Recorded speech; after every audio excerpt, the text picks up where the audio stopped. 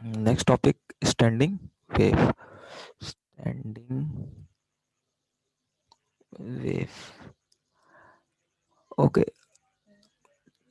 Okay, इसके बारे में डिस्कस करने से पहले what I discussed, let's suppose we have two waves. हाँ, कल क्वेश्चन भी दिया था। Let's suppose we have two wave, y1 equal to a sine kx minus omega t. This is the first string wave, and we have another string wave y2, which is a sine kx plus omega T. क्या different है दोनों में? Difference है दोनों wave में, क्या difference है? Opposite direction में। यस, ये आपका पॉजिटिव, यस, एक्स डायरेक्शन में मूव कर रहा होगा वेव, और ये आपका नेगेटिव एक्स डायरेक्शन में।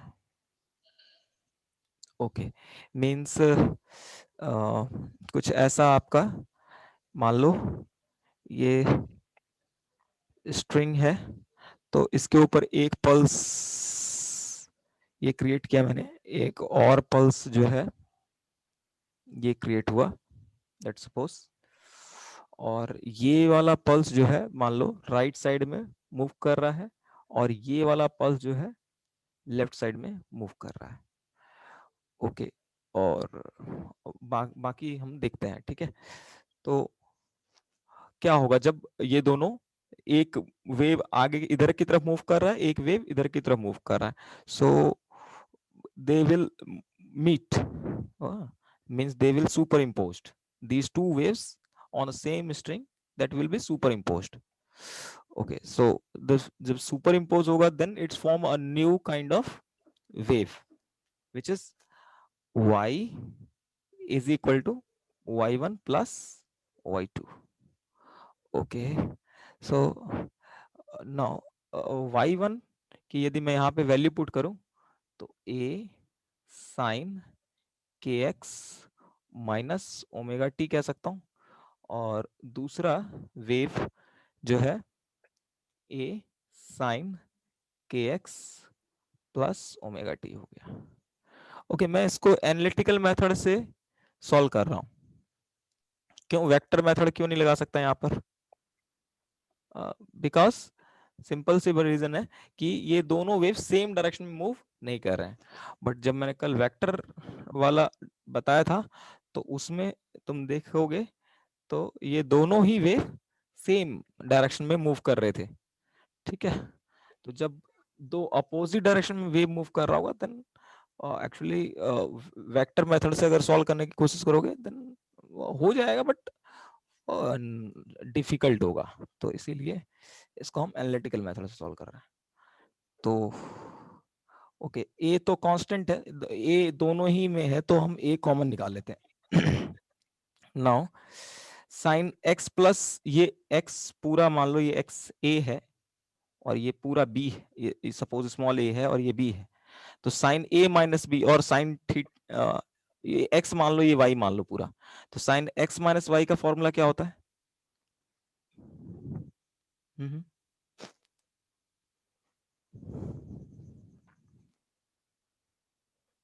What is the formula of sin x minus y?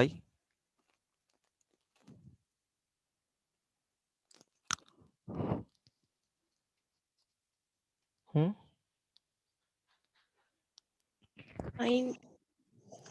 Sin x cos y. Sin x cos y और बस, minus minus sine sine y cos x. Yes, sin y cos x, correct. Yes, तो यहाँ पर भी यही कर रहे हैं हम लोग। क्या कर रहे हैं, इसको एक्सपेंड कर देता हूँ, तो ये हो जाएगा साइन के x cos omega T plus cos K x into sine omega T. Okay, now sine X plus Y क्या हो जाएगा? Sine X plus Y, sin x means kx into cos omega t minus sin omega t into cos kx. तो like ये दोनों क्या हो जाएगा, cancel. तो ये हमें y मिला आपको, that is 2a sin kx into cos omega t. Okay, tell me, it is a equation of wave or not?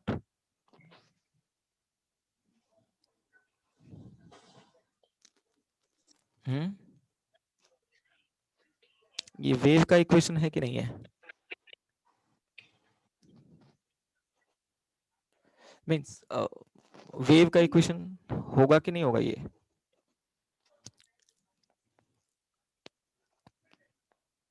ये नहीं पता चलता।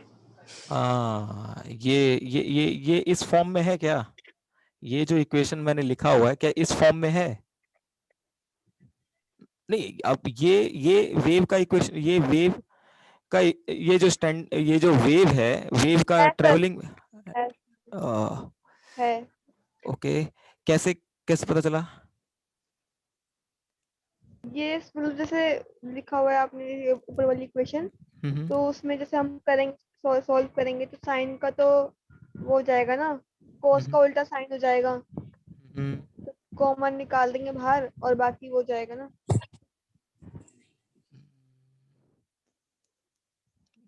मुझे नहीं समझ में आया। ओके ओके, टेल मी, ये सॉल्यूशन कब लिख रहा था? मतलब ये मैं कह रहा था वेव का इक्वेशन है, कैसे मुझे पता चला था ये वेव का इक्वेशन है? ये वाला वेव का इक्वेशन है, कैसे पता चला था?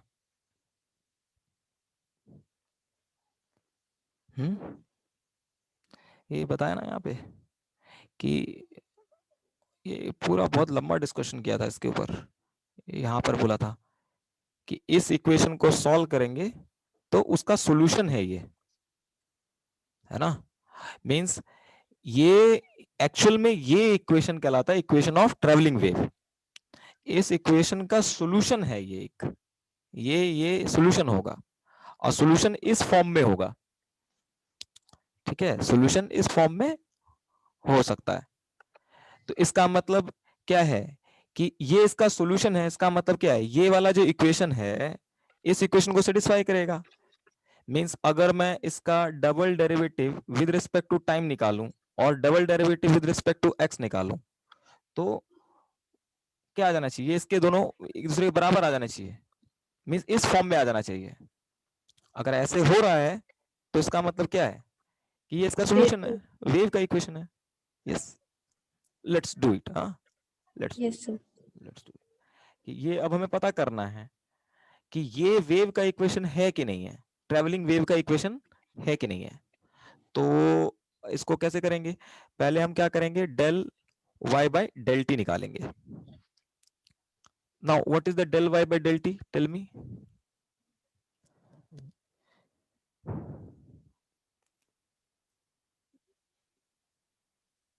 Means I have to differentiate this equation with respect to the time, keeping x is constant. So what is the differentiation? 2a omega sin kx cos Yes, omega t। yes, cos omega t नहीं, 2a sin kx, x वाला term ये तो constant है ना already, और x हाँ already हाँ क्या है, कांस्टेंट है, बिकॉज हम टाइम के रिस्पेक्ट में डिफरेंशिएट कर रहे हैं। तो 2a sin kx तो एज इट इज रह जाएगा, और cos को, क्योंकि cos में टाइम का टर्म है तो cos को डिफरेंशिएट करना पड़ेगा, cos का डिफरेंशिएशन हो जाएगा sin ओमेगा t। फिर उसके बाद अंदर वाले टर्म को डिफरेंशिएट करेंगे, ओमेगा t, क्योंकि t के साथ ओमेगा मल्टीप्लाई है तो इसका डिफरेंशिएशन हो जाएगा ओमेगा। ओके, नाउ अगर मैं दोबारा डिफरेंशिएट करता हूं del square y by del T square, now क्या आ गया, सिंपल 2a इंटू ओमेगा, ये तो कांस्टेंट है, sin kx ऑल्सो कांस्टेंट, और माइनस आएगा सर, यहाँ पे माइनस आएगा, कॉस का डिफरेंशिएशन माइनस होता है ना, माइनस। तो और साइन का हो जाएगा cos, cos omega T into omega. तो ये आ गया आपका क्या, del square Y by del T square is equal to minus two A into omega square into sine के x into cos yt. Okay, so this is the del square y by del t square. Now what is the del square del y by del x?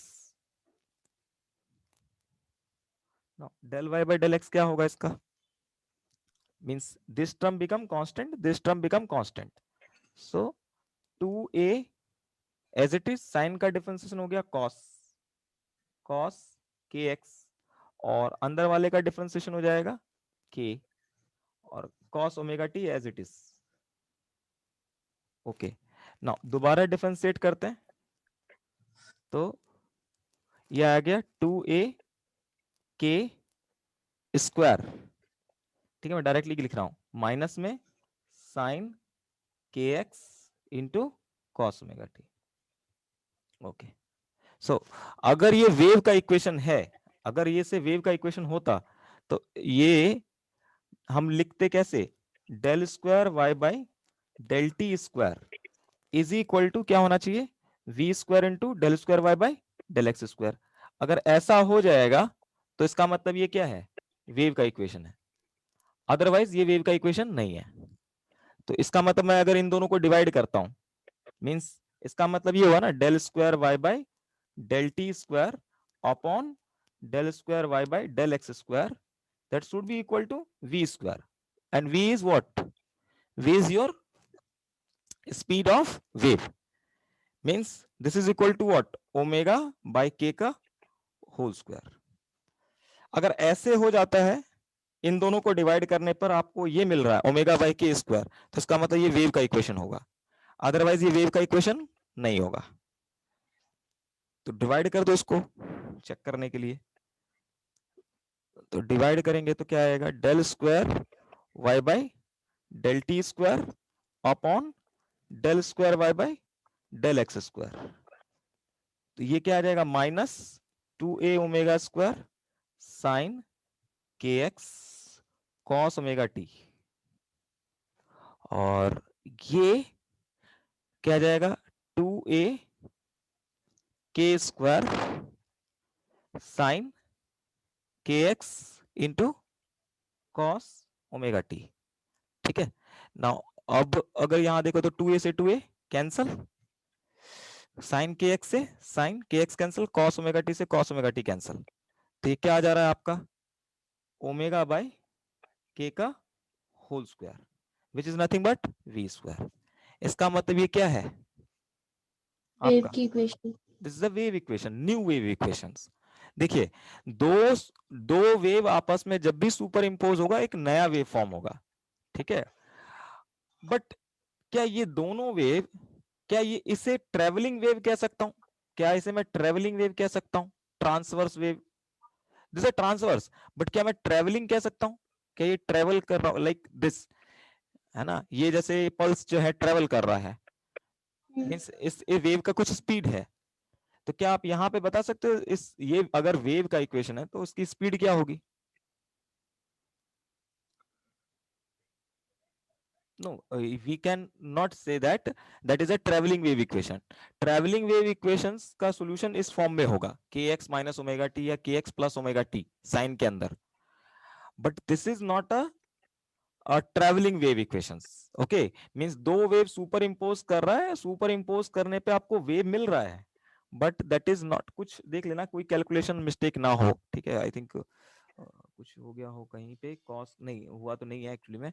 तो ये actually क्या है, travelling wave नहीं है, this is not a travelling wave. Travelling wave होता तो इस form में होता, तो अगर इस फॉर्म में होता तो हम बोल देते कि हाँ वेव जो है एक्स डायरेक्शन में ट्रेवल कर रहा है या वाई माइनस एक्स डायरेक्शन में ट्रेवल कर रहा है. बट इस इक्वेशन को देख करके आप नहीं कह सकते कि एक्स डायरेक्शन में ट्रेवल कर रहा है या वाई डायरेक्शन में ट्रेवल कर रहा है. Means it is something like this, y equal to, ये रिलेशन लिख रहा हूं मैं, 2a sin kx okay, into cos omega T.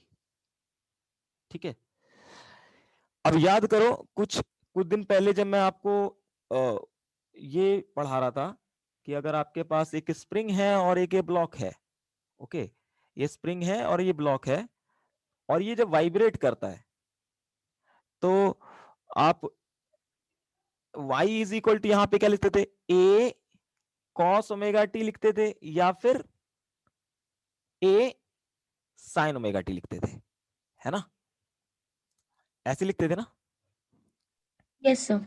Yes, तो इसका मतलब क्या है कि अगर चीज फ्लैक्चुएट कर रही होगी तो हम ये इक्वेशन लिखते थे, y equal to a cos omega T और a sin omega T, where a क्या था, fluctuation, maximum amplitude of fluctuation, maximum amplitude of the fluctuation. So same to same ये इक्वेशन देखो इसी के जैसा है, बट प्रॉब्लम क्या है यहां पर इस इक्वेशन में, क्या एक चीज नया चीज है कि एम्पलीट्यूड के बदले ये जो सिर्फ ए के बदले यहां पे ये पूरा टर्म है। ठीक है, इसको मैं अगर ऐसे लिख दूं, ए एक्स कॉस ओमेगा टी, तो ये क्या हो गया, किसका इक्वेशन हो गया, सिंपल हार्मोनिक मोशन का, equation of simple harmonic motion, correct, जिसका एम्पलीट्यूड कांस्टेंट, यहां पे तो इसका इस वाले केस में एम्पलीट्यूड क्या था, कांस्टेंट था, ये कांस्टेंट था, बट यहां पर एम्पलीट्यूड किसका फंक्शन है, पोजीशन का, where amplitude is a function of x, position, position means हुआ क्या कि यदि दो ट्रेवलिंग वेव दो ट्रेवलिंग वेव दो ट्रेवलिंग वेव अपोजिट डायरेक्शन में मूव कर रहे हैं, अपोजिट डायरेक्शन में मूव कर रहे हैं, दो ट्रेवलिंग वेव अपोजिट डायरेक्शन में मूव कर रहे हैं, और जब सुपर इंपोज होते हैं तो वो क्या फॉर्म, कौन सा वेव मिलता है मुझको, एक सिंपल हार्मोनिक इक्वेशन मिलता है मुझको, दो वेव सुपर इंपोज होकर के एक सिंपल हार्मोनिक मोशन प्रोड्यूस कर रहा है। ये क्यों हो रहा है, क्योंकि दो वेव्स आपस में अपोजिट डायरेक्शन में ट्रेवल कर रहे हैं। Okay, so this is nothing but this type of wave, okay, this type of wave is called standing wave, it's called standing wave, this is the equation of standing wave, equation of standing wave। okay, let me इसको थोड़ा सा और सही से समझ देंगे इसे, late ये क्या कह रहा है, एक्चुअली क्या कह रहा है, स्टैंडिंग वेव, क्यों स्टैंडिंग वेव, स्टैंडिंग का मतलब क्या हुआ कि this is called traveling wave, why it's called traveling wave, because it have some speed, okay, and that speed equal to omega by k, but here we have no speed, we have no speed, only what happen, the particle are fluctuating with the amplitude ax, okay, with amplitude ax, means at a different location we have a different amplitude, there is a only oscillation, there's a only oscillation, no motion, no motion, okay, only what happen, we have a sort of like oscillation only। ठीक है, तो that's why it's called standing wave. Standing wave में क्या होता है कि कोई भी ट्रेवल नहीं, कोई पल्स ट्रेवल नहीं कर रहा होगा, नो पल्स और no fluctuation is travelling from one location to another location, only that is fluctuate, okay, in okay fluctuate, only fluctuation।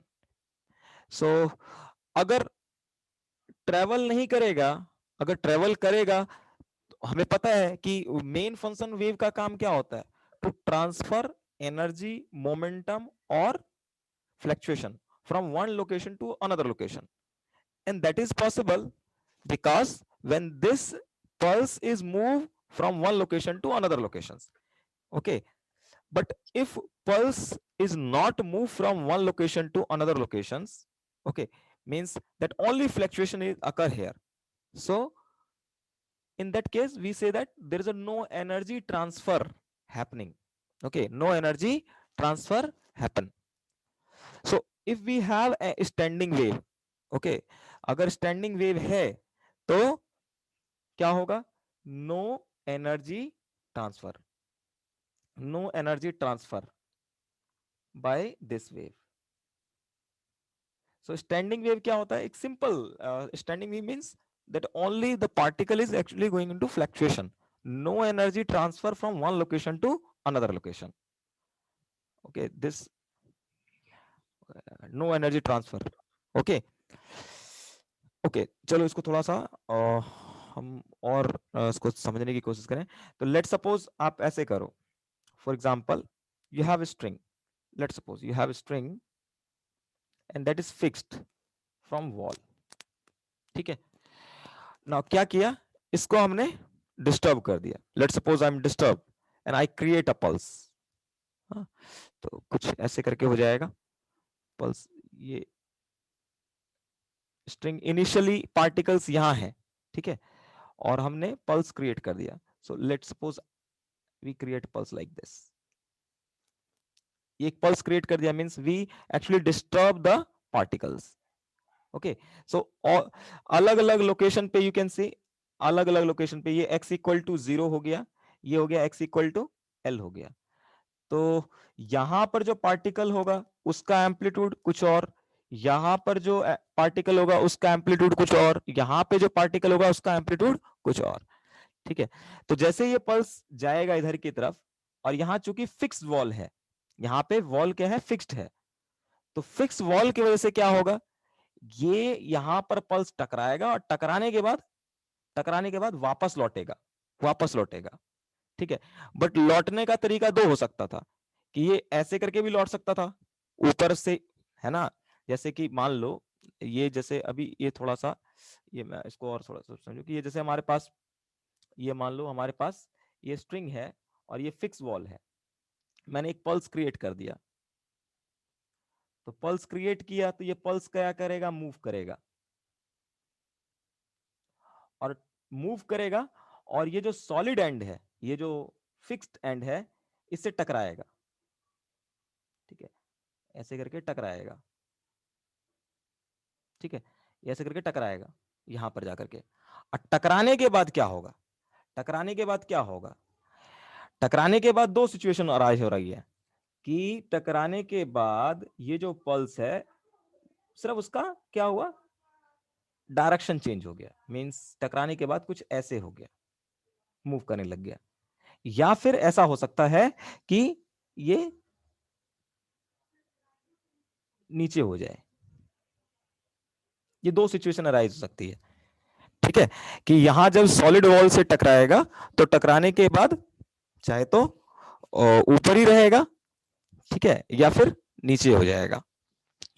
तो ये चीज डिपेंड करेगा कि यहां पर जो आप ये वाला जो एंड देख रहे हो स्ट्रिंग का, ये this is one and, this is another and, ये जो एंड है वेदर इट इज फिक्स्ड और फ्री, ठीक है।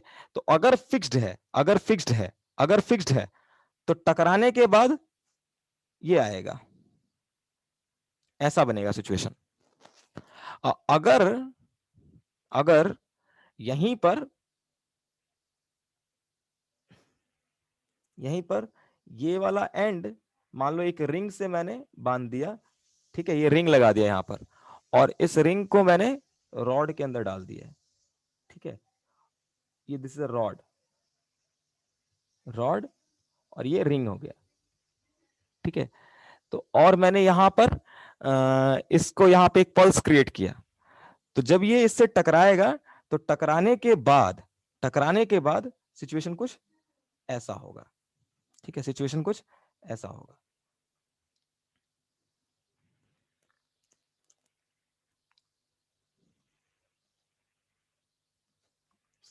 ठीक है। तो पहले एक बार आगे की तरफ गया और टकराने के बाद वापस इधर की तरफ आ गया। तो ऐसा क्यों हुआ, ऐसा मैं क्यों बोल रहा हूं कि अगर फिक्स्ड एंड होगा तो टकराने के बाद इसका जो फ्लैक्चुएशन है ऊपर ना होकर के नीचे की तरफ होगा, और वहीं पर अगर ये रिंग से कनेक्ट है और यहाँ पे रॉड है तो ये ऊपर ही रहेगा। ऐसा क्यों?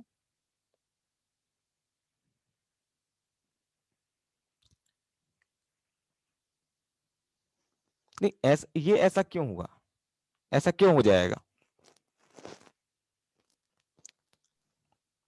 एंड फिक्स है। नहीं, वो तो फिक्स है, पर ऐसा क्यों? ओके, एक काम कर सकते हो कि यदि मुझे बताओ, एक बॉल है, लेट्स सपोज, है ना, ये सॉलिड सरफेस है, ये सॉलिड सरफेस है, और यहां पर मैं बॉल को गिराता हूं, तो बॉल टकराने के बाद इसका मोशन किधर की तरफ होगा? ऊपर की तरफ। ऊपर की तरफ होगा, यानी कि मोमेंटम का डायरेक्शन क्या हो गया? बॉल के मोमेंटम का डायरेक्शन चेंज हो अपोजिट गया, हो गया। अपोजिट हो गया, है ना। मींस सॉलिड वॉल से टकराने के बाद मोमेंटम का डायरेक्शन चेंज हो गया, पहले नीचे था, फिर अब वो ऊपर हो जाएगा। सेम टू सेम सिचुएशन है यहाँ पर, कि ये जो है पार्टिकल है एक्चुअली में, ठीक है, ये पार्टिकल है। तो जैसे ही अगर तुम इसको थोड़ा बड़ा करके देखो, तो ये एक्चुअली में ऐसे होगा।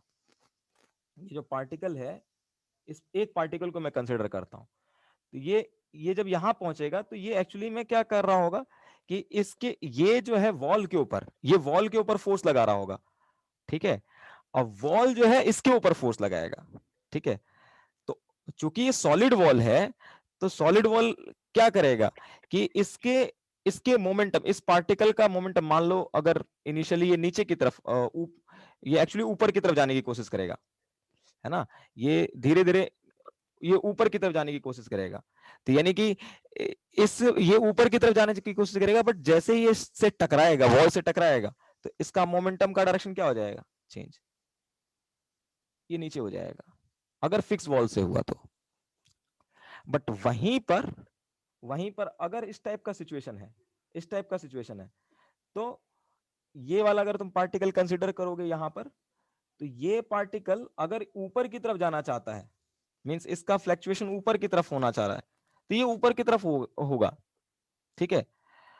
इसका इसको मोमेंटम, ये फ्री है, ठीक है, this are not solid type of things, ताकि जिसकी वजह से इसका जो है डायरेक्शन चेंज हो जाए, ठीक है। तो ये लाइक इससे सॉलिड, इससे कंपेयर कर सकते हो, इससे कंपेयर, इससे अगर सॉलिड वॉल से कुछ भी चीज टकराता है, तो उसका जो वेलोसिटी है या फिर उसका डिस्प्लेसमेंट है, उसका डायरेक्शन चेंज हो जाएगा, ठीक है। तो दैट्स व्हाई अगर फिक्स वॉल से टकराता है, तो ये नीचे आ जा रहा है, ठीक है, इसका पल्स जो है वो नीचे की तरफ हो जाता है। बट वहीं पर अगर इस टाइप का सिचुएशन है, तो नहीं होगा, ठीक है। तो यहाँ क्लियर है इसमें? Yes yes sir. Sir. Yes.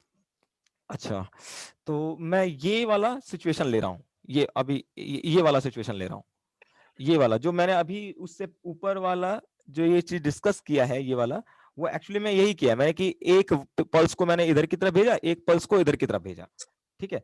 ये वाला पहला वाला सिचुएशन मैं क्रिएट कर रहा हूँ। तो मान लो हमने एक पल्स यहाँ पे क्रिएट किया, ठीक है, ये पल्स जो क्रिएट किया जाएगा वो ऑक्सीलेटर के थ्रू किया जाएगा, और ये पल्स जो है आगे की तरफ इस तरफ मूव करेगा, और उसके बाद कुछ देर बाद क्या होगा, कुछ देर बाद क्या होगा, क्योंकि यहां पर जो ऑक्सीलेटर होगा वो कॉन्टिन्यूसली पल्स प्रोड्यूस कर रहा होगा, ऐसा नहीं कि एक बार प्रोड्यूस कर दिया फिर उसको छोड़ दिया, यहाँ पे ऑक्सीलेटर लगा हुआ है दैट प्रोड्यूस्ड पल्स कॉन्टिन्यूसली, ठीक है। तो मान लो ये गया, दूसरा पल्स है, ये पहला पल्स था, ये दूसरा पल्स है। तो पहला वाला पल्स क्या करेगा, वॉल से टकरा करके वापस आना स्टार्ट कर देगा, ठीक है। तो दोनों दोनों दो वेव्स हैं, दोनों अपोजिट डायरेक्शन में क्या कर रहे हैं, ट्रेवल कर रहे हैं, ठीक है। मींस पहला वाला पल्स गया, टकरा करके वापस आया, दूसरा वाला पल्स इधर से जाएगा और उससे सुपर इंपोज जाएगा, और यहां पर हमने ऑक्सीलेटर लगा रखा है। तो एट रेजोनेंस कंडीशन का मतलब क्या हुआ कि जब इस पार्टिकल्स का जो फ्लक्चुएशन का जो फ्रीक्वेंसी है और नेचुरल फ्रीक्वेंसी है, वो ऑक्सीलेटर के फ्रीक्वेंसी के साथ मैच कर जाएगा। तो उस टाइम पर क्या होगा कि यहां मान लो कि हमने ये एंड मेरा फिक्स्ड है, तो ये मैंने पल्स यहां से भेज रहा हूं, ठीक है, क्योंकि अगर एट रेजोनेंस क्या होता है, एम्पलीट्यूड मैक्सिमम हो जाता है, सही पार्टिकल का एम्पलीट्यूड मैक्सिमम हो जाता है। तो यहां से एक पल्स गया और इस सॉलिड वॉल से टकराया, और टकराने के बाद वापस आ गया, ठीक है। तो this type of situation will be occur. So you can see there is a one end is fixed or one end is free, ठीक है। सो ऐसे करके सिचुएशन बनेगा। बट ये वाला सिचुएशन में देख सकते हो कि यहां पर जो पार्टिकल होगा एट रेजोनेंस कंडीशन क्या हो जाएगा, एट रेजोनेंस जब भी अकर होगा यहां पर, तो ये जो पार्टिकल्स हैं, ये जो पार्टिकल्स हैं यहां पर, ठीक है, ये जो पार्टिकल्स हैं that only going into vibration. Okay, ये पहले एक बार गया इधर की तरफ, इससे टकरा गया, वापस आ गया, एंड उसके बाद एट रेजोनेंस कंडीशन ऐसा ही होता रहेगा, कोई और पैटर्न आपको नहीं मिलेगा। ठीक है, मींस इसका मतलब क्या हो रहा है कि जितने भी पार्टिकल्स हैं वो सिर्फ और सिर्फ वाई डायरेक्शन में ऑक्सिलेट कर रहे हैं। Okay, there are many particles, these particles oscillate, these particles oscillate only. Okay, no travel, कोई भी पार्टिकल ट्रेवल नहीं कर रहा होगा, कोई भी fluctuation, this fluctuation will not travel from this location to another location, so only fluctuation is occur in y direction. Okay, so that's why I'm saying that कि y is equal to, मैंने लिखा y is equal to, मैंने लिखा 2a sin kx into cos omega t, means what कि आपको अलग अलग x पे, जैसे x इक्वल टू 0 पे, यहां जब x इक्वल टू 0 पुट करोगे you get different amplitude, at x equal to l you have different amplitude. Okay, so at different location you have different amplitude of the particles. Okay, this is the amplitude of fluctuating particles, means all particle goes into simple harmonic motion only. Okay, there is a no travel of fluctuation from one location to another location. Correct? Yes, sir. Okay, so ये हम discuss क्यों कर रहे हैं, why we are interested in this, मतलब ये फालतू में क्यों हम अपने दिमाग पे एक प्रेशर बना रहे हैं, ऐसे ही दुनिया में बहुत टेंशन है, ये अलग टेंशन आ गया। ओके सर ये ऊपर वाला जो आपने बनाया है, ऊपर, हाँ ये वाला, इस वाले में एक इधर जा रहा है और एक अपोजिट डायरेक्शन, नीचे वाले में एक हाँ। अपोजिट डायरेक्शन में जा रहा है, तो जब सुपर इम्पोज होगा तो वो जीरो नहीं हो जाएगा अगर इक्वल में हुआ तो? हाँ, यही तो मैं कह रहा हूँ कि ये जैसे मैंने मान लो ये तो शुरुआत में ऐसे, जैसे यहाँ पर हमने एक पल्स को भेज दिया, ठीक है, एक पल्स यहाँ से गया और ये इससे टकरा करके वापस आया, ये दूसरा पल्स हमने यहाँ से भेजा, ठीक है, तो ये दोनों आपस में कंबाइन होंगे और कंबाइन होकर के देखो at the time of combination. Okay, just मैं आपको दोबारा से वो एनिमेशन दिखाता हूँ, लेट्स सी दैट एनिमेशन।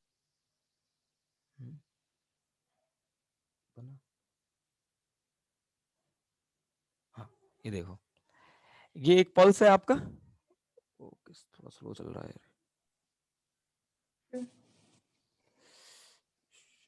हाँ देखो, ये इधर से गया, ये पल्स इधर से जा रहा है ना, ये भी फिक्स वॉल है, ये भी फिक्स वॉल है।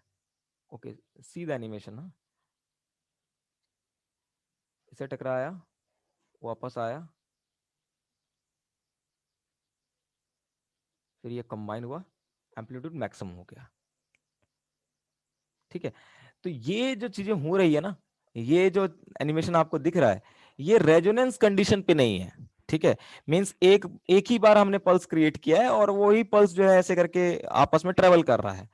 बट अगर मान लो हम यहाँ पे कई सारे पल्स क्रिएट कर रहे होते, एक साथ कई सारे पल्स क्रिएट होते, मतलब बहुत तेजी से ये वाइब्रेट कर रहा होता, तो फिर सिचुएशन कुछ और होता, ठीक है। मींस सुपर इम्पोजिशन होने के बाद, मींस दोनों कंबाइन होने के बाद, ठीक है, ये जरूरी नहीं है कि वो नेट एम्पलीट्यूड 0 हो जाए, समझ रहे हो बात को? ये Yes, चीज, sir. यस, तो ये कुछ इसका बहुत यूज है, ठीक है। हमें एक्चुअली में ये वाला सिचुएशन पढ़ना है जब एंड फिक्स्ड होता है, ठीक है, एंड फिक्स्ड होता है। एक सोनोमीटर नाम का डिवाइस होता है जिसका मेन काम होता है कि बहुत सारे इंस्ट्रूमेंट्स होते हैं, वो अलग अलग इंस्ट्रूमेंट अलग अलग टाइप के साउंड प्रोड्यूस कर रहा होता है, तो उसकी फ्रीक्वेंसी को मेजर करना, ठीक है। तो जैसे कि मान लो अब गिटार आपने देखा होगा, तो गिटार के ऊपर कई सारे स्ट्रिंग्स लगे होते हैं, ठीक है, कई सारे स्ट्रिंग्स होते हैं, ठीक है, और फिर उसके बाद हम क्या करते हैं, एक्चुअली अपने हाथों से उसको डिस्टर्ब करते हैं, ठीक है। और जो गिटार बजाने वाला होगा उसको देखोगे वो काफी, हर एक कोई गिटार नहीं बजा लेता, मतलब किसी को पकड़ा दोगे कुछ भी वो बजा लेगा, धुन निकाल देगा, ऐसा नहीं है। वो जो निकालने वाला आदमी तो काफी प्रैक्टिस करता है। क्या प्रैक्टिस करता है, क्या प्रैक्टिस करता है, वो क्या प्रैक्टिस कर रहा है धुन निकालने के लिए?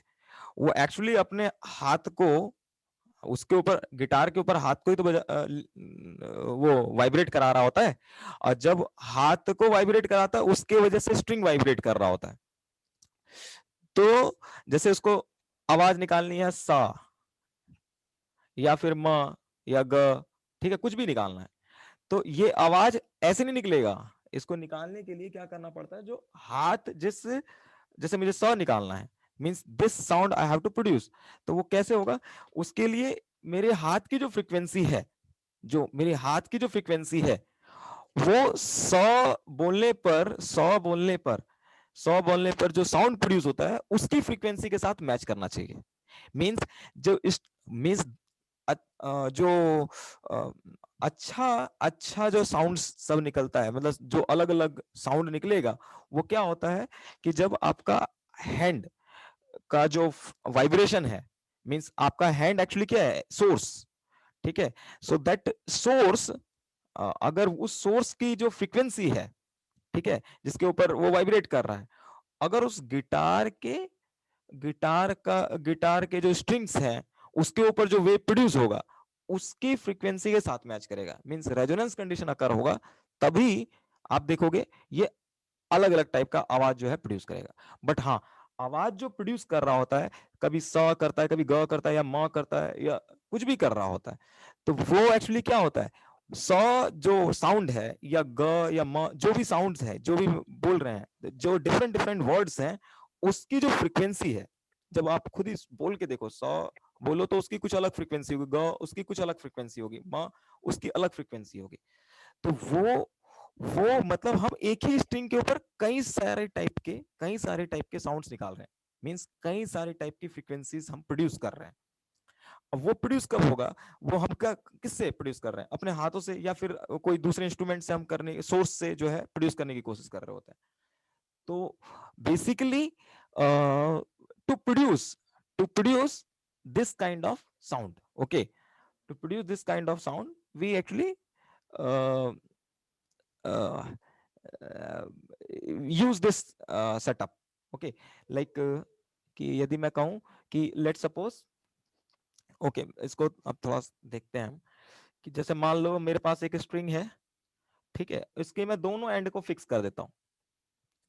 तो आप गिटार के अंदर देखोगे या फिर कोई भी पियानो वगैरह कुछ भी होता है, तो उसमें जैसे कि आप गिटार वगैरह देखोगे ना, तो उसमें वो बने होते हैं, कुछ इस टाइप के स्टॉपर्स बने होते हैं, ठीक है, उसको टाइट करना, एक तो देखोगे कि तीन चीजें होती हैं कि टाइट करना पड़ता है स्ट्रिंग को। ओके, मैं दिखाई देता हूँ कैसे गिटार बजता है, तो फिर उसके बाद से रहेगा। एक एंड को यहां से देखो हाथ से फिक्स कर रहे हैं, ठीक है, ये जितने भी ये जो आपका दिख रहा है, ये फिंगर्स है, इससे हम स्ट्रिंग्स को फिक्स कर रहे हैं, मींस एक एंड को हम फिक्स कर रहे हैं, ठीक है, और दूसरा एंड ऑलरेडी फिक्स्ड है, ठीक है, ये वाला जो दूसरा एंड दिख रहा है ये फिक्स्ड है ऑलरेडी। और ये देखो, ये फिंगर्स है, that is actually like a source, okay, ये सोर्स है जो इस स्ट्रिंग्स को वाइब्रेट करने की कोशिश, इससे हम क्या करेंगे, वाइब्रेट करने की कोशिश करेंगे। ओके, सी, ध्यान से सुनना, अलग अलग साउंड प्रोड्यूस हो रहा होगा, ठीक है, और आवाज उसके में हैंड के मोशन को देखना, उसके हैंड के मोशन को देखना,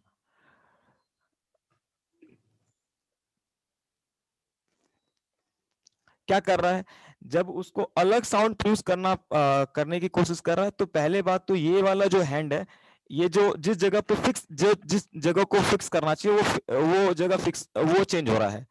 और दूसरा, इसके ये जो सोर्स है, ये जो हैंड जो सोर्स है, इसकी फ्रीक्वेंसी भी क्या कर रही है, चेंज कर रही है। सेम टू सेम चीज को स्टडी करने के लिए हम ये कर रहे हैं एक्चुअली, कि ये मेरे पास दो एंड होगा स्ट्रिंग के, दोनों एंड को हमने क्या किया, फिक्स कर दिया, ठीक है, और हमने कुछ सोर्स से क्या किया, यहां पर पल्स जो है क्रिएट किया, ठीक है, पल्स क्रिएट किया।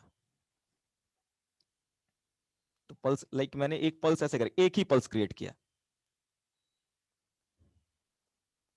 ठीक है। तो ये क्या करेगा, इस फिक्स एंड से टकराएगा और वापस आ जाएगा, ठीक है, ऐसे करके आएगा। और ये जो है ऊपर नीचे करता रहेगा स्ट्रिंग्स, ठीक है, ये ऊपर नीचे करता रहेगा स्ट्रिंग, ठीक है। ये सिर्फ वाइब्रेट करेगा, ओनली वाइब्रेट करेगा। या फिर ऐसा हो सकता है, या ऐसा हो सकता है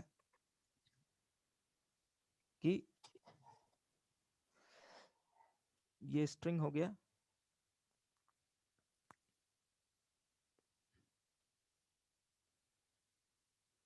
यहां से हमने पल्स क्रिएट किया, ये गया इधर टकराया, और टकराने के बाद वापस ऐसे करके। अच्छा, दोनों में डिफरेंस क्या है, दोनों में डिफरेंस क्या है, दोनों में डिफरेंस क्या है, मैंने बना, दोनों में डिफरेंस क्या है, दोनों में डिफरेंस कुछ नजर आ रहा है। यहां पर सिर्फ एक ही जगह पर आपको मैक्सिमम एम्पलीट्यूड मिलेगा पार्टिकल का, ठीक है, एक ही जगह पर, only one place you get maximum amplitude, but here you get two place, okay, where the amplitude of the particle is maximum, and there is a three place, here is a only two place, यहां पे सिर्फ दो place है जहां पर आपका particle vibrate ही नहीं कर रहा, these particles जो कि वॉल के साथ फिक्स्ड है, these particles are not vibrating at all। और यहां पे देखोगे तो ये जो पार्टिकल्स है, ये जो एंड पे पार्टिकल्स है, ये वाला पार्टिकल और ये वाला जो पार्टिकल होगा और ये वाला जो पार्टिकल होगा, that is actually not vibrate, remaining the particles vibrate, okay, but the amplitude you can see the amplitude of each particles, यहां पर जो पार्टिकल होगा उसका एम्पलीट्यूड, यहां पर जो पार्टिकल होगा उसका एम्पलीट्यूड, यहां पे जो पार्टिकल होगा उसका एम्पलीट्यूड, हर एक जगह पर एम्पलीट्यूड डिफरेंट है, means the particle which is vibrate actually किस टाइप का मोशन कर रहा है, if I assume that there is a no drag force or at all, so amplitude is a function of position, जैसे कि मैंने लिखा 2a sin kx, so as we change the x we change the amplitude, we get different amplitude of the particles, okay, so that is what your but all particle produce what kind of motion, simple harmonic motion, if we assume that there is a no no drag force here, but ये देखो, अब ये वाला shape होगा या फिर ये वाला शेप होगा, ये किस चीज पे डिपेंड करेगा, किस चीज पे डिपेंड करेगा, सोर्स पे डिपेंड करेगा, किस पे डिपेंड करेगा, सोर्स पे डिपेंड करेगा, कि सोर्स जो है वो कितने फ्रीक्वेंसी के ऊपर वाइब्रेट कर रहा है, ठीक है, क्योंकि सोर्स के साथ ये स्ट्रिंग क्या होगा आपका, रेजोनेंस कंडीशन पे होगा, means omega n equal to यहां पर ओमेगा होगा, means at resonance, at resonance, at resonance. तो अगर सोर्स की फ्रीक्वेंसी बहुत ज्यादा होगी, अगर सोर्स की फ्रीक्वेंसी मान लो इस, अगर मैं यहां पे कहता हूं कि सोर्स ओमेगा 1 फ्रीक्वेंसी पे था, तो यहां पर सोर्स किस पे होगा, ओमेगा 2 फ्रीक्वेंसी पे होगा, मींस अगर हम सोर्स की फ्रीक्वेंसी चेंज कर रहे हैं, सोर्स की हम स्ट्रिंग की नहीं कर सकते हैं, जो स्ट्रिंग की नेचुरल फ्रीक्वेंसी उसको चेंज नहीं कर सकते हैं, ठीक है, हम सोर्स की फ्रीक्वेंसी को चेंज कर सकते हैं, ठीक है, क्योंकि ये नेचुरल फ्रीक्वेंसी हमारे control, it is depend upon the property of the vibrating system. तो यहां पर बट सोर्स की फ्रीक्वेंसी क्या होगी यहां पर, ओमेगा 2, जब बड़ा हो जाएगा ओमेगा 1 से, तो ये वाला आपको सिचुएशन मिलेगा, ठीक है। तो जैसे ही ये आपका ज्यादा हो गया, तो यहां पर जो साउंड प्रोड्यूस हो रहा होगा उसकी फ्रीक्वेंसी और यहां पे जो साउंड प्रोड्यूस हो रहा होगा इस टाइम पर जो फ्रीक्वेंसी होगी वो डिफरेंट होगी, ठीक है। So when we change the frequency of source, when we change the frequency of source, then you can say that the shape of standing wave that is change, और दूसरा you can say mode, shape से बढ़िया word use होता है wave के अंदर, mode, mode of wave standing wave change, mode of mode. जब भी आपको इस टाइप से, इससे अगर ये वाला शेप है, फिर कुछ देर बाद आपको ऐसे दो लूप मिल रहे हैं, ठीक है, तो क्या हुआ, मोड चेंज। मोड वर्ड आता है, mode means mode of the vibration change, mode of the vibration is change, correct? Yes sir. Yes. ये जो पार्टिकल वाइब्रेट नहीं कर रहा होता है उसे हम लोग कहते हैं, उस पोजीशन को, उस लोकेशन को, वेरी इंपॉर्टेंट, उस लोकेशन को हम लोग क्या कहते हैं, एंटी नोड। क्या कहते हैं, सॉरी नोड, क्या कहते हैं, नोड। दिस द नोड, जो कि आपका इस जगह पर पार्टिकल, इस जगह पर, it is a place, node means place, जहां पर पार्टिकल वाइब्रेट नहीं कर रहा होगा। So in this situation we have two node, और यहां पर ऐसा एक लोकेशन जहां पर एम्पलीट्यूड पार्टिकल का क्या हो, मैक्सिमम हो, एम्पलीट्यूड पार्टिकल का क्या हो, मैक्सिमम हो, उसे हम लोग कहते हैं एंटी नोड। क्या कहते हैं, anti node, antinode, anti node mean ऐसा लोकेशन जहां पर पार्टिकल का वाइब्रेशन का जो एम्पलीट्यूड होगा वो मैक्सिमम होगा। इस सिचुएशन में आपको क्या मिल रहा है, दो एंटी नोड मिल रहे हैं, यहां पर एक एंटी नोड, यहां पर एक एंटी नोड, और यहां पर आपको क्या मिल रहा है, नोड, यहां पर भी नोड, और यहां पे भी नोड। तो अगर आप देख सकते हो यहां से, अगर आप कोरिलेट करो, तो अगर आपका दो एंड फिक्स्ड है, दो एंड फिक्स्ड है, मैं दूसरा वाला केस लूंगा, फिलहाल ये समझो कि दो एंड फिक्स है, तो जब दो एंड फिक्स होगा, जब दो एंड फिक्स होगा, जब दो एंड फिक्स होगा, तो नोड की संख्या कितनी है यहां पर, ओके, नोड की संख्या दो है, और एंटी नोड की वन। एक। यहां पर अगर मैं नोड देखूं तो तीन है, और एंटी नोड क्या है, टू है, दो। दो है। तो यानी मैं कह सकता हूं number of antinode, number of antinode, antinode, antinode in this situation is equal to number of node minus one, correct? So whenever we have, अगर मेरा दो एंड फिक्स्ड है, तो जो नोड एंटी नोड होगा वो हमेशा node से एक कम होगा, ठीक है, ओके। नाउ अब अगर मैं यहां पे देखूं, ये मेरे पास जो स्टैंडिंग वेव की इक्वेशन आई थी, y is equal to 2a sine के x into cos omega T. अच्छा, तो यदि मुझे फाइंड करना हो कि एंटी नोड मुझको कहां कहां पर मिल रहा, नोड कहां कहां पे मिल रहा है, अगर मुझे फाइंड करना हो कि ये नोड देखो, यहां पर तो एक तो x इक्वल टू 0 पे मिल, और दूसरा नोड मुझको x इक्वल टू l पे मिल रहा है। यहां पर देखो क्या होगा, एक तो x इक्वल टू 0 पे मिल रहा है, यहां पर एक मिलेगा x equal to l by 2 पर, और एक मिलेगा आपको x इक्वल टू l पर, ठीक है। मींस ये जो नोड है, नोड की डेफिनेशन ही क्या है कि जहां पर एम्पलीट्यूड क्या हो जाए, आपका जीरो हो जाए, एक ऐसा लोकेशन जहां पे एम्पलीट्यूड जीरो हो जाए। So this is the amplitude, this is the amplitude of the vibrating particles. तो अगर मैं कहता हूं for node, for node, for node क्या होना चाहिए, दिस 2a साइन के x is equal to 0, okay. So ये अगर जीरो हो गया, then we say that we get node, we get node. तो ये देखो पार्टिकल, ये जो a है, दैट a, क्योंकि y, ये a कॉन्स्ट जीरो नहीं हो सकता है, a जीरो नहीं हो सकता, जीरो क्या हो सकता है, साइन के एक्स हो सकता है, तो साइन के एक्स क्या हो गया, जीरो।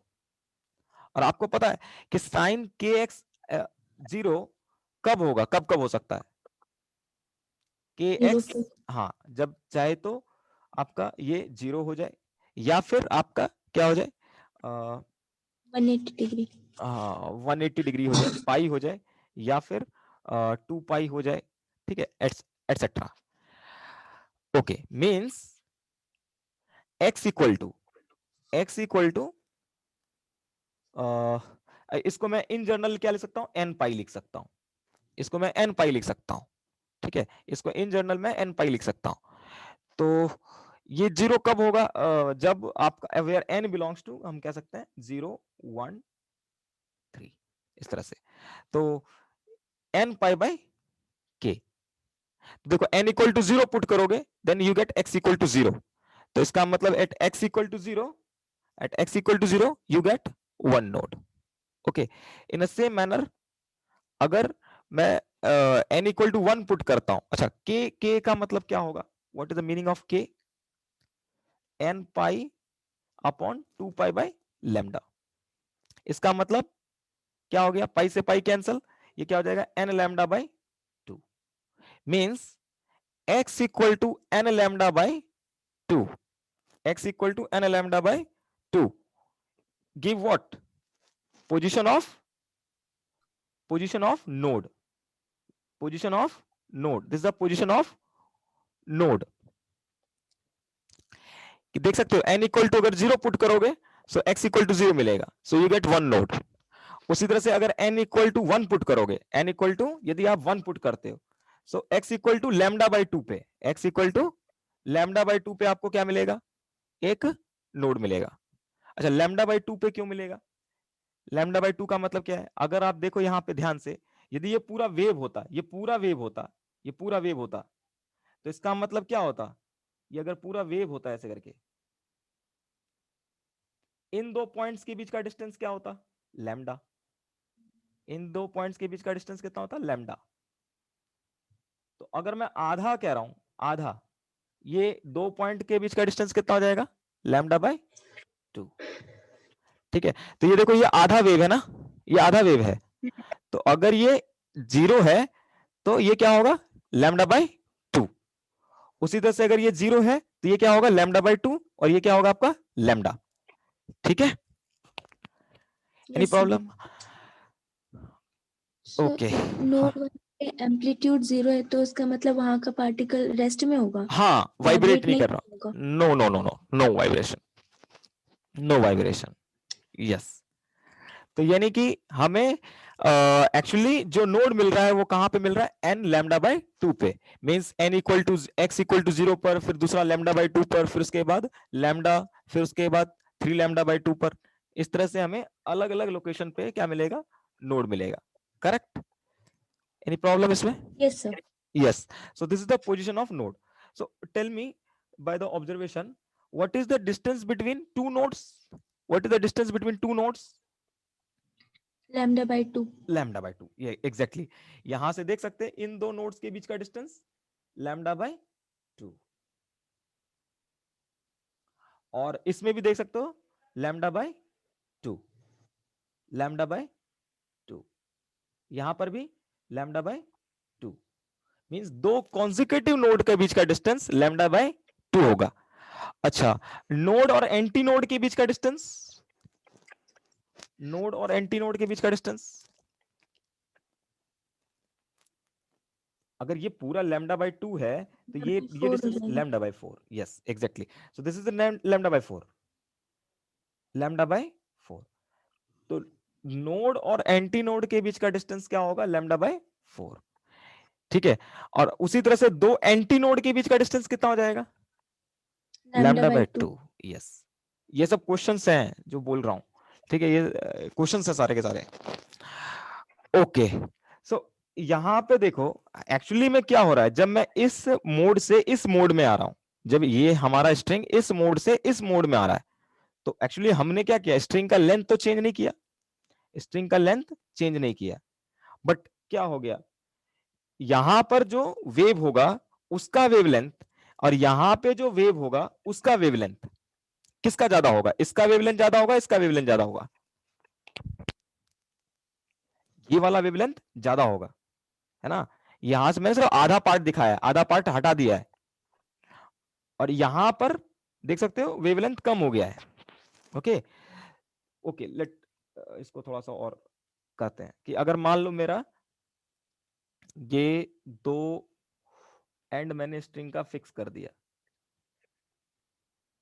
ठीक, ये दो एंड फिक्स कर दिया, और ये हो गया ऐसे, मैंने कहा ये वाला मोड है, ये वाला मोड है, ठीक है, ये वाला मोड है।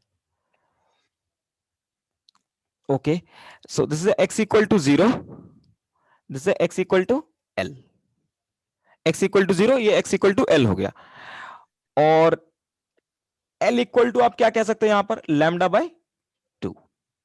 x इक्वल टू क्या कह सकते हो, lambda by 2। Now what is the lambda in term of speed or frequency?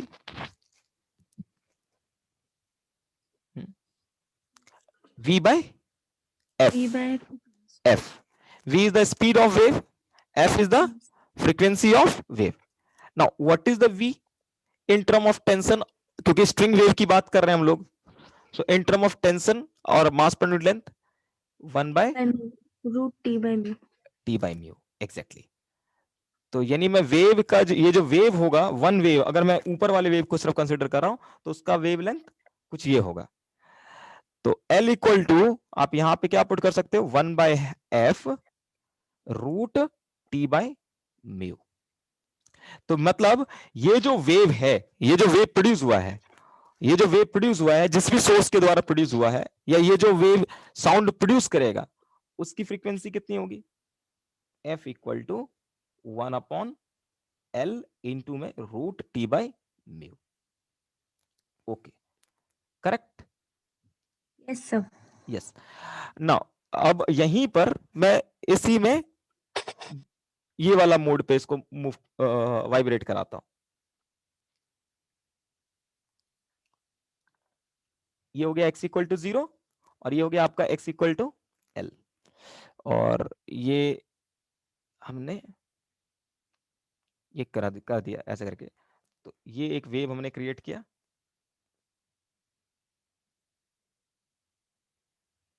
इससे टकराया वापस, और ये दोबारा से ऐसे गया।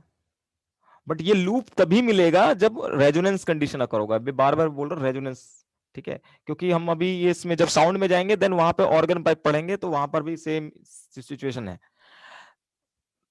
ओके, तो अब इसके बीच का डिस्टेंस, अब ये टोटल लेंथ कितना हो गया, L, और ये L इक्वल टू मैं क्या कह सकता हूं, लैम्डा, ठीक है। यानी कि अब L इक्वल टू क्या हो गया आपका, लैम्डा, ठीक है।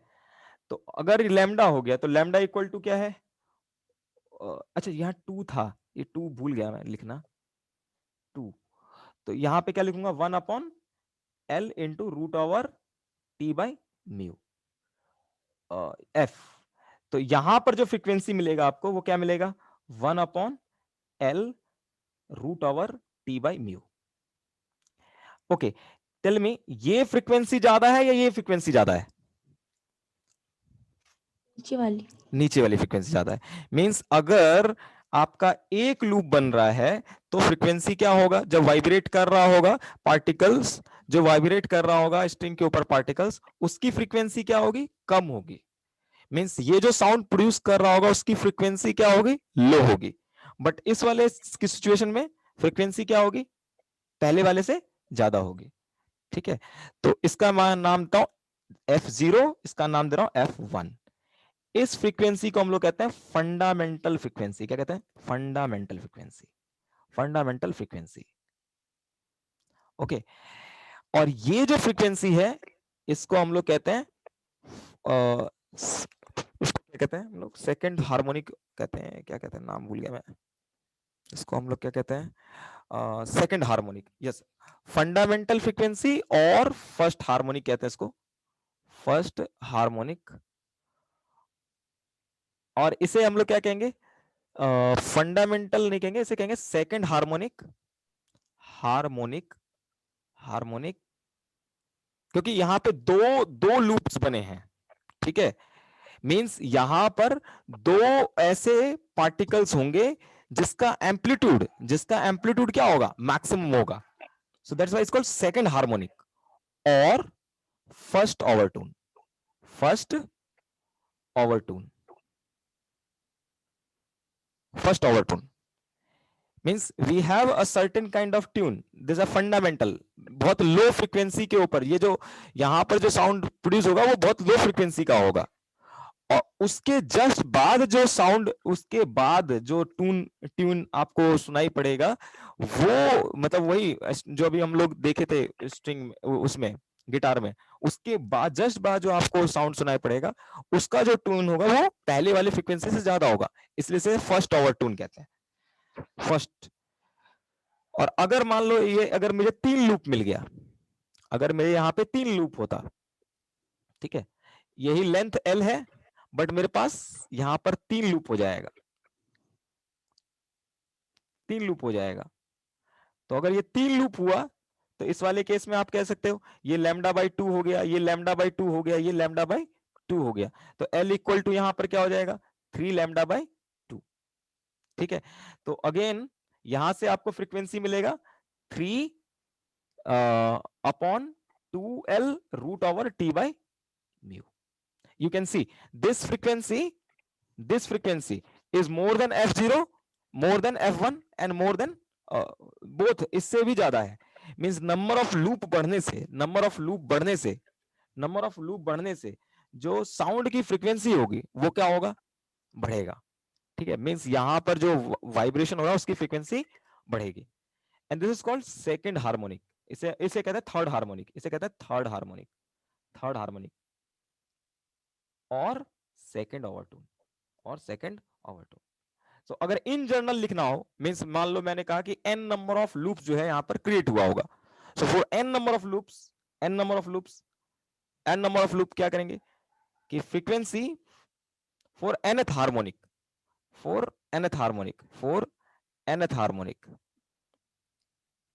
ये क्या हो जाएगा, that is equal to n upon 2L root over T/μ। So you can see string के ऊपर जो वेव प्रोड्यूस हो रहा है, ठीक है, यानी कि ये जो वाइब्रेट कर रहा होगा उसकी जो फ्रीक्वेंसी है बेसिकली डिपेंड किस चीज पे कर रही है। एक तो आपके टेंशन के ऊपर, किस चीज पे डिपेंड कर रहा है, टेंशन के ऊपर, दूसरा मास पर यूनिट लेंथ के ऊपर, और तीसरा लेंथ के ऊपर। तो आप अगर देखोगे जो गिटार बजाने वाला होता है, अब गिटार देखोगे क्या करते हैं गिटार में, अगर आपको मान लो बहुत हाई फ्रीक्वेंसी का साउंड प्रोड्यूस करना है तो लेंथ क्या करोगे, स्ट्रिंग का लार्ज रखोगे, बड़ा रखोगे। अगर लेंथ ज्यादा हुआ तो जो फ्रीक्वेंसी यहाँ पे साउंड प्रोड्यूस करेगा उसकी फ्रीक्वेंसी ज्यादा होगी। और अभी मैंने वैसे बताया कि जैसे कि अगर आपका जो गिटार है और गिटार के अंदर आपने टेंशन कम रखा तो साउंड का जो क्वालिटी होगा वो बेकार होगा, क्योंकि उसकी फ्रीक्वेंसी कम होगी।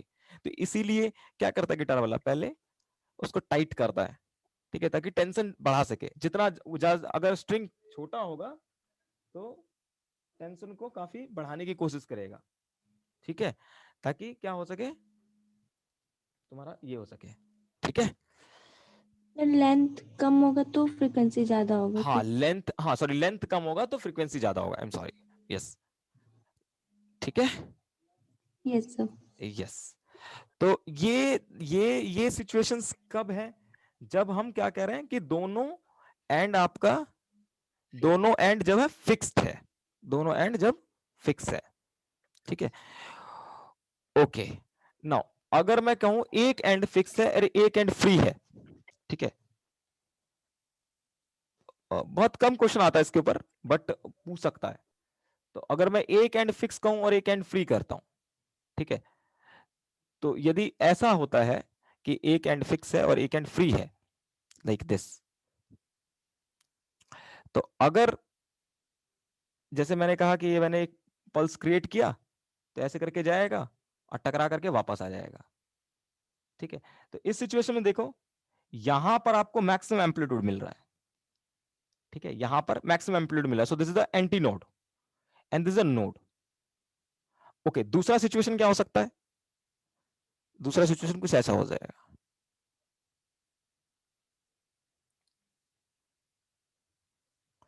कि यू गया, वापस टकराएगा और टकराने के बाद वैसे ऐसे आ जाएगा। तो यहां पर आप देख सकते हो एक एंटी नोड यहां पर, एक एंटी नोड यहां पर, ओके, और यहां पर फिर नोड, यहां पर नोड। तो इस वाले केस में जब एक एंड फिक्स्ड होगा और एक एंड फ्री होगा, ठीक है, तो इसमें जो नंबर ऑफ नोड होगा, नंबर ऑफ नोड जो होगा वो इक्वल टू क्या होगा, number of antinode, number of anti node, correct? Yes sir. Yes, very simple. Generally but practically इसका बहुत ज्यादा यूज नहीं है। प्रैक्टिकली जो भी हम यूज करते हैं वो एक्चुअली हम जो भी अपने जिंदगी में देखते हैं वो यही वाला देखते हैं, ठीक है? बाकी इसको भी कभी कभार को देख सकते हैं, बट इसका ज्यादा प्रैक्टिकल यूज मैंने नहीं देखा अभी तक, ठीक है? अगर दिखेगा तो मैं बता दूंगा। ओके, नाउ तो अब अगर मैं यहाँ पर फ्रीक्वेंसी निकालना चाहूँ कि यहाँ पर जो पार्टिकल्स है वो जो वाइब्रेट कर रहा है उसकी फ्रीक्वेंसी कितनी है, तो वही सेम सिचुएशन है यहाँ पर। अब ये डिस्टेंस कितना है, लैम्डा बाय 4। यस, तो लेंथ स्ट्रिंग का एल है, तो एल इक्वल टू मैं क्या कहूंगा, लैम्डा बाय 4। नाउ अगेन हम यहाँ पर एल इक्वल टू लैम्डा के बदले लिख सकते हैं यहाँ पर root T by mu upon 4f, और यहां पर जो f मिलेगा मुझको वो मिल जाएगा 1 upon L into 4 root over T by mu. तो इस फ्रीक्वेंसी को फिर से हम लोग क्या कहेंगे, fundamental frequency, this is a fundamental frequency. और यहां पर जो फ्रीक्वेंसी मिलेगा दैट इज एक्चुअली यहां पे क्या मिलेगा, यहां पर ये देखो, यहां पे अभी हो जाएगा लैम्डा बाय 4 और ये हो जाएगा आपका पूरा लैम्डा बाय 2। तो लेंथ कितना हो जाएगा यहां पर, lambda by 2 plus lambda by 4, तो इसका मतलब ये 3 लैम्डा बाय 4 आएगा। तो फ्रीक्वेंसी क्या आ जाएगा आपका 3 डायरेक्ट लिख रहा हूं मैं 3/4 L root over T by mu. Means अगर nth मोड होगा nth मोड के लिए हम लोग क्या कर सकते हैं यहां पर 2n प्लस 1 रूट ओवर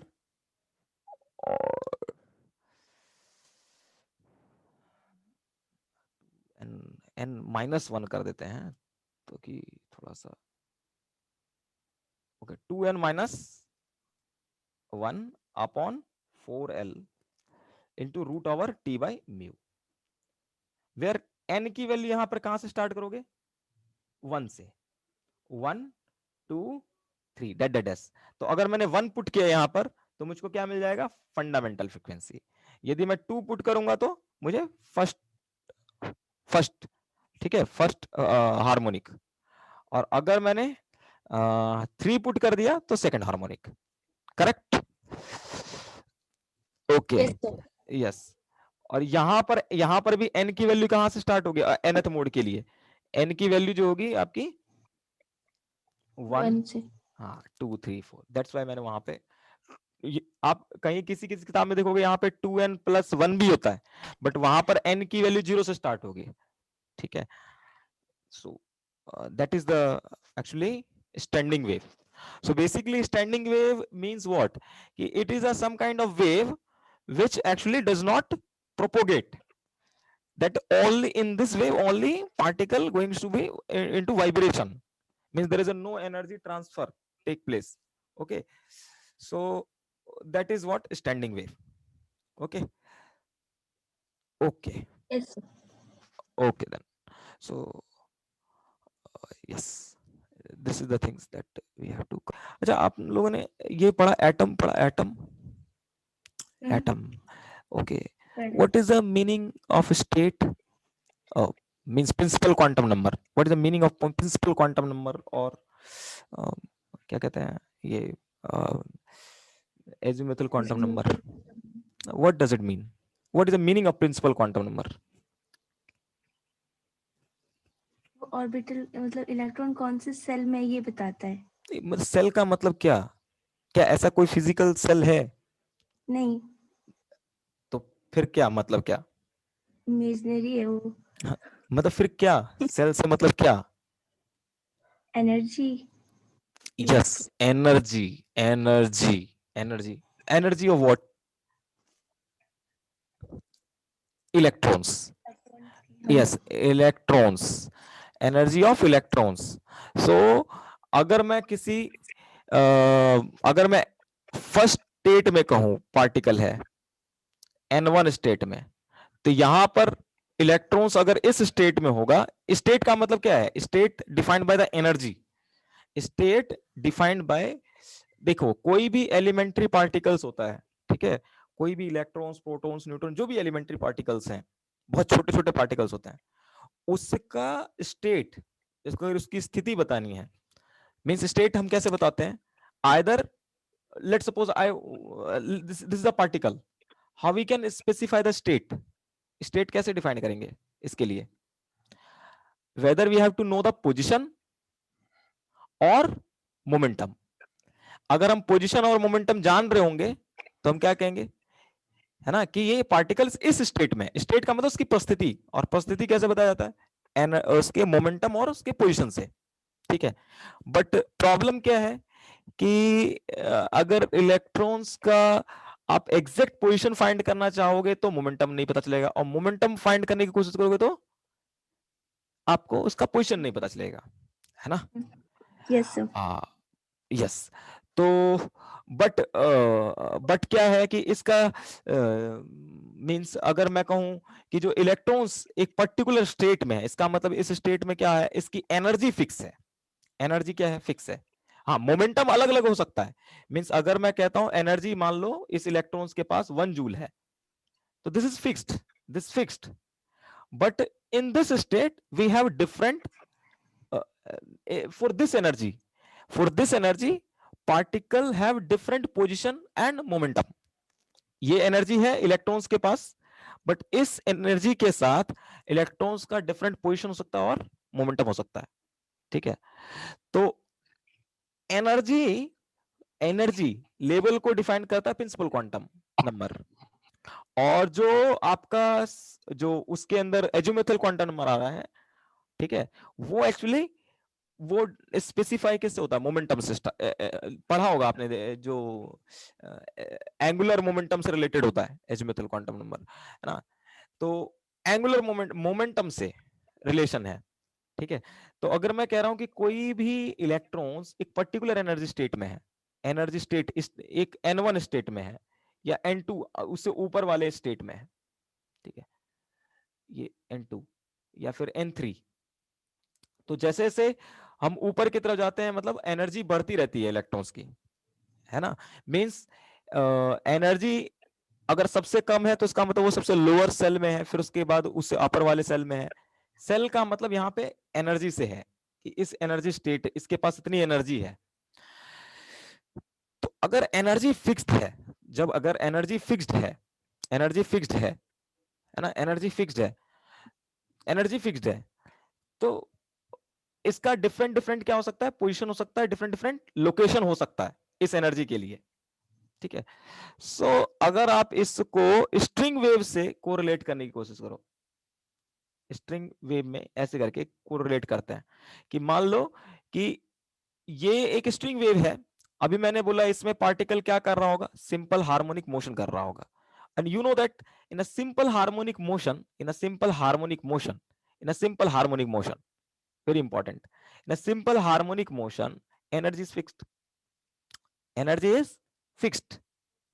अगर मैं कह रहा हूं ये पार्टिकल सिंपल हार्मोनिक मोशन कर रहे हैं, that all particles are vibrating, so the energy is fixed and that energy is equal to 1/2 m into omega square into में m into omega square into में a square, ठीक है। Okay, अगर मैं कहता हूं ओमेगा चेंज, अभी मैंने बोला ना ओमेगा चेंज हो जाएगा, यहां पर ओमेगा 1 होगा तो यहां ओमेगा 2 होगा, तो यहां पर एनर्जी क्या होगी? ज्यादा होगी, ये E1 एनर्जी हो गया, ये E2 एनर्जी हो गया, 1/2 m into omega 2 square into A2 square. Means इस स्ट्रिंग, ये जो स्टैंडिंग वेव है इसकी एनर्जी कम है और इसकी एनर्जी क्या है? ज्यादा है। समझ रहे बात को? तो ये एक एनर्जी स्टेट हो गया, this is a one energy state and this is the another energy state, second energy state, okay, and उस तरह से नेक्स्ट उसको मुझे क्या मिलेगा? थर्ड एनर्जी स्टेट, ठीक है। तो लाइक जो हम आगे ये देखेंगे मॉडर्न फिजिक्स के अंदर कि जो स्टैंडिंग वेव है, ठीक है, स्टैंडिंग वेव है और जो आपका एनर्जी स्टेट है उसमें यही कोरिलेशन है कि इस अगर स्टैंडिंग वेव में देख सकते हो एक पर्टिकुलर शेप के लिए, ये पर्टिकुलर मोड के लिए, ये इस वाले में जितने भी पार्टिकल्स होते हैं उसकी एनर्जी फिक्स्ड होती है। बट आप देख सकते हो ये जितने भी पार्टिकल्स हैं that locate at different different location and each have different amplitude, so each particle have different position as well as different momentum, but the energy is fixed, energy is fixed. So same analogy जो यहां पर है वो यही है कि energy जो है इलेक्ट्रॉन्स का किसी फिक्स्ड है, बट इस एनर्जी के लिए डिफरेंट डिफरेंट क्या हो सकता है, आपका पोजीशन हो सकता है इलेक्ट्रॉन्स का और उसका मोमेंटम हो सकता है, ठीक है।